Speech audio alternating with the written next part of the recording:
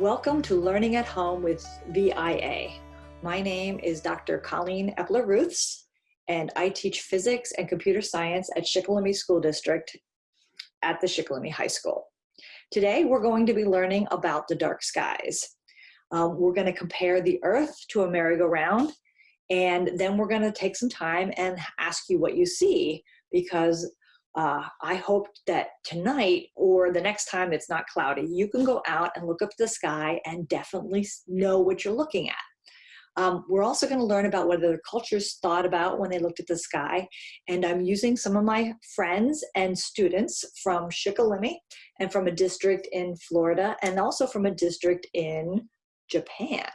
So we're going to be learning about some different cultures and how they looked at the night skies.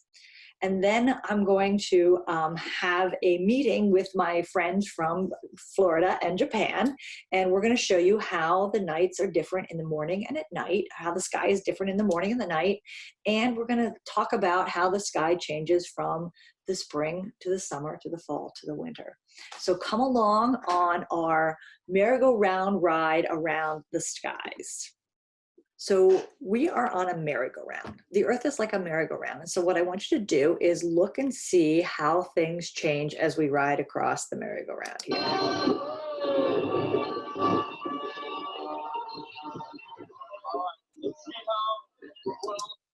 So the first thing that you noticed, I hope, is that the outside is changing pretty fast. And now we're going to look up.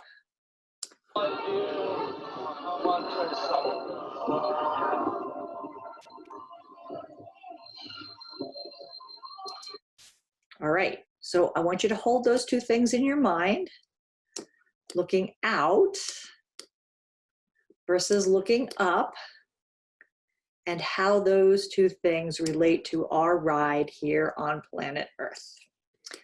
The next thing I want you to do is I want you to look at the background that I have behind me, and I want you to take just a stare at this and see, make some things. What do you notice? Okay, first, one thing I want to point out to you is see how the sky here is lighter. So that's a clue for you. This is, I took this a few weeks ago after sunset. So see what you notice.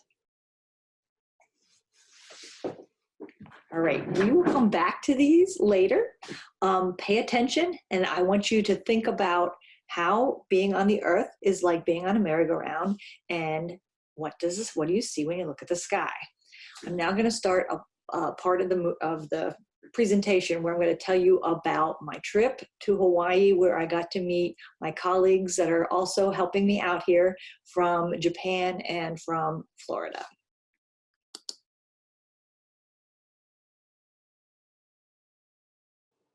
Hi there, I'm Colleen Ruths from Pennsylvania. I teach computer science and physics, and I love using technology in my classroom. I was lucky enough to attend a conference in Hawaii where I met with all teachers from both USA and Japan. Our goal was to make an international collaborative project for our students. And so I worked with a team of teachers from both Japan and the United States to create the Dark Sky Project.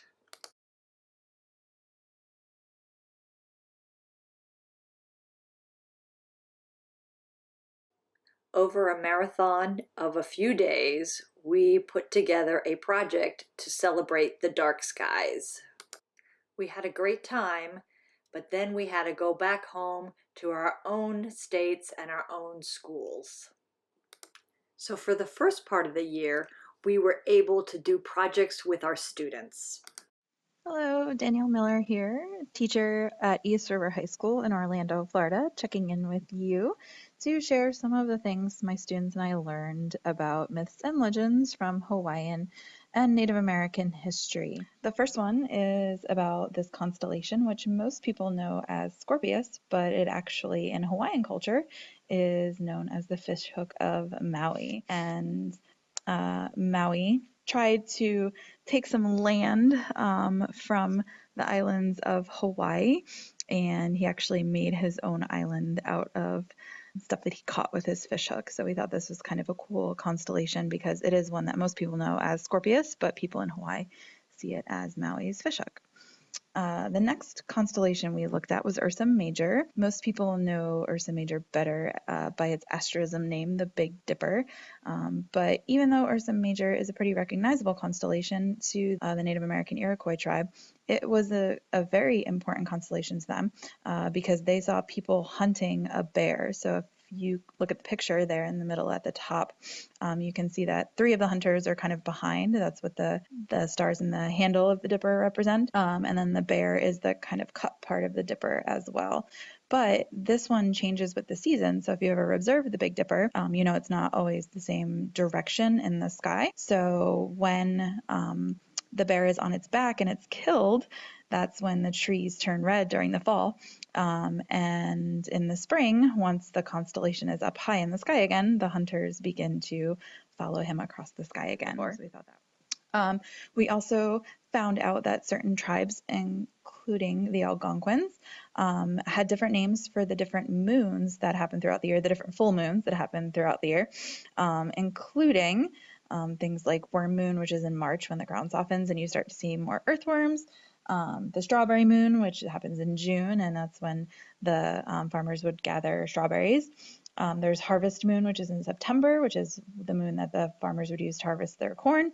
And then also in November, they called that one the beaver moon because that's when they would set beaver traps to help them make their fur coats. Here's another constellation that is important in Hawaiian culture. This one looks kind of like a cup, but the Hawaiians found this important because when this constellation syncs up with it, so you see it at sunrise and sunset, it marks the start of the Hawaiian New Year festival. This is another really popular sight in the sky. This is the Pleiades, not necessarily a constellation, but a star cluster. And the Pleiades, or the Seven Sisters, were represented to the Lakota tribe as a group of women who were giving birth. So this was important for them in their culture because when it came up in the sky in certain areas, it was a sign of kind of fertility and continuing life. One last one that I wanted to show you was the constellation Corona Borealis, which this one is linked to the Pawnee tribe. It's a small constellation. It kind of just looks like a crown, but to them, this constellation represented their council of chiefs, which was their group of elders that would hold council to reserve important matters. So they could kind of look to the sky and look to their elders for help with solving problems. So even though we didn't find every single constellation in the sky or every single myth, these are the ones we thought were really interesting to us and ways that ancient people looked at the sky and saw different things than what we see today. And all of these things were from North American culture and things that we didn't even know, even though we live here in Florida. So we're very grateful to learn all these new things about what people saw in the sky. This is Yoko. She teaches at Mihiwa High School in Nokio City in Japan. Her students are now presenting their project. The moon is the only natural satellite moving around the Earth. Japanese people see a full moon and eat dango in the fall. At that time, they offer tubers like taros and beans to express their gratitude for a good harvest. It is said that the pattern of the moon looks like a rabbit in Japan. Love for the moon in Japanese DNA. It has been customary to view the moon in Japan since the Jomon period. Tsukiomi no Mikoto, who appears in some compilation of Japanese myths, like Kojiki and Nihon Shoki, was regarded as god of the moon and worshipped by ancient Japanese people. Natsume Soseki, a famous Japanese writer, translated an English phrase "I love you" into Japanese phrase "Tsuki ga kirei desu ne." This is a picture of Venus in the morning sky. In Japan, people call it Ake no Myojo. Ake means dawn, and Myojo means Venus. We can see this planet from the Earth in the early morning and evening. In Japan, the word Ake no Myojo is also used in fortune slips and stock markets. People associate this word with a sign of good luck. Comet Halley in Japan. This comet attracted Japanese people's attention, especially in 1910 and 1986. What happened in 1910? There was a rumor in Western countries that the hydrogen in the tail of the comet would combine with the oxygen in the atmosphere of the Earth, and it was told that people would die of suffocation. The rumor also spread in Japan and caused a disturbance. At its second approach, Comet Halley became a big social phenomenon in Japan. There was a lion which its people lived in the wood. King Eurystheus told Heracles to beat it. He shot an arrow from a bow, but it didn't work. A few days later, he finally killed the lion. Goddess Hera watched the finding, and she made the lion a constellation in honor of it. What is a meteor? In fact, it is not a star. This is a phenomenon where a light blown at a point in the sky moves a certain distance and then disappears. Japanese and the meteor. Japanese people often say, if you repeat your wish 3 times before the shooting star disappears, your wish will come true. Haven't you ever made a wish on a meteor, have you? If you don't know about constellations, perhaps you may know the Big Dipper. There are many names for it. What do you call it? In ancient Babylonia, it was called a big chariot. In Japan, it is called Seven Swords, and in England, it is called King Arthur's chariot. Sunspot. You most probably have seen sunspot once. Do you know why it is black? Sunspots look black because their temperature is lower than the surrounding area. They are actually shining. They look dark because of their bright surroundings. Stories from the dark skies. These are stories from the students of Shikellamy School District. Hi, my name is Sydney Schneider, and I did my presentation on the moon and China's beliefs about the moon. In short, the moon is the easiest object to see in the sky. Without the moon, Earth would fail. The moon's gravitational pull may be the main reason why Earth is a livable planet. In China, they have a celebration in the fall called the Moon Festival. They have a tale about a hero named Hu He that was given an Excelsior by the Queen of Heavens to make him immortal. The Excelsior, but Chang'e drank it. Chang'e then flew to the moon, and the Chinese people have prayed for her well-being ever since. I find this interesting because although we may only see the moon as an object in the sky, many cultures have their own tales and beliefs that guide how they live. Hi, my name is Ann Norris, and today I will be presenting the culture of the sun in Mexico. It is the heart of our solar system, a yellow dwarf star made up of glowing gases, 99.8% of the mass of our entire solar system, so you can imagine how massive. And the Mexican culture is served as a source of energy for pre-Hispanic cultures. It is even represented through the Mexican tortilla. Both are round and yellow, and they both nourish and provide energy to the body. I found all of this interesting because we see what some people thought of the sun to be in their own unique culture. I'm Jordan, and this is the emu in the sky in the Aboriginal Australians. It is part of the Crux constellation, and it is visible against the Milky Way. The emu is visible from the dark nebula background, not the actual stars, and its body stretches across the Scorpio constellation. The Aboriginal Australians believe that the emu's position determined the best time of year to collect emu eggs. If it was facing towards the eastern hemisphere, they were currently nesting, and if its body was overhead after sunset, it was time to collect the eggs. My name is Olivia Weaver, and I did my slide on the Delphinus constellation in Roman mythology. The Delphinus is a constellation that is located very close to the celestial equator. It is shaped like a jumping dolphin, as the name. In Roman mythology, they believed that the god Neptune fell in love with a water nymph. Neptune sent a dolphin messenger, who was apparently very persuasive. The water nymph decided to accept Neptune's proposal. So, Neptune rewarded the dolphin by immortalizing him forever in the skies above. Everything was going so well, and we were expecting to celebrate Dark Skies Night, but the COVID shut down our schools early in March. Was all our hard work gonna go to waste? So in order to celebrate the dark skies, we had our own Zoom meeting. It is almost 6 o'clock in the morning, and I'm about to start my Zoom meeting. Good morning. Good morning. Good morning. Wow. It's a morning. So It's evening now here. I see that. The sun is just ready to come up here. Ah, wow, it's so bright. I know, but I can still see Jupiter. Really? And, Wow. yeah, just a little bit. So it's a beautiful sunny morning. I live in Pennsylvania. Danielle's down here in Florida. So we are about in the same time zone, slightly different east-west. I'm a little bit further to the east, so I live a little bit more this way, and she lives a little bit more that way, but fairly close. But the difference between us is more about the globe that we live on. And so when you look away from us, you can see that Danielle is closer to the center of the Earth where it's rotating, and I'm up here further. So that's going to make an impact as to where the sun hits us and who gets the sun first and who gets it second. Similarly, over here in Japan,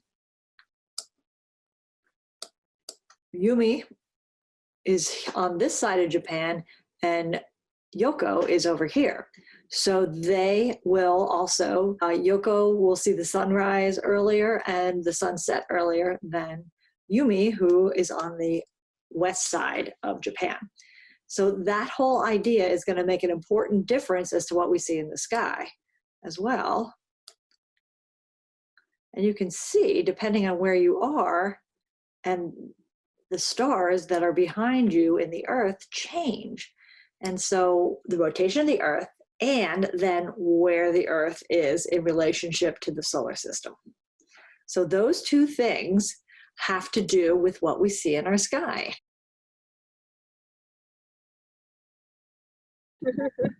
It's still light where you are. Wow. Yeah. How about you, Yomi? What do you see? I can see the Venus. Can you? Venus. I can see Venus. Look at that. So I was saying the sun is just about to rise here. And Danielle and I are at the same, almost the same, well, we're in the same time zone. But it has, you could probably, if it's clear, you could probably see Jupiter, Saturn maybe yet, Danielle? I do. I think I have Jupiter, Saturn, and Mars, maybe? I didn't look at my planets out, so let me pull that up real quick. You do. So they're kind of dim, but yeah, the bright one up there, so that's my roof, my house, and then the real bright one there is Jupiter. Oh, and Saturn's next to it. Wow. Yeah. And then Mars is a little further down. So yeah, but they're all right there in a row. They are. Wow. Yeah, I can't even see Jupiter anymore. So now, Yoko, it's darker there. Yes. So can you see more stars? Yes, now I can see two stars other than Venus, and I think one is the name. Sirius? Yeah, maybe Sirius. Yeah. Yeah. Yeah, that's what I saw last night too. It was Sirius, and then Betelgeuse was like red, and then Venus was right there. They were all like in a row. There we go. Yeah, here we have a clear sky, so. Yeah, see? Can you see the Venus? Oh, very bright Venus. I can see. Yeah, I can see. Yeah, very bright. That's so cool. Oh wow. I can see Venus too. Wow. Oh wow.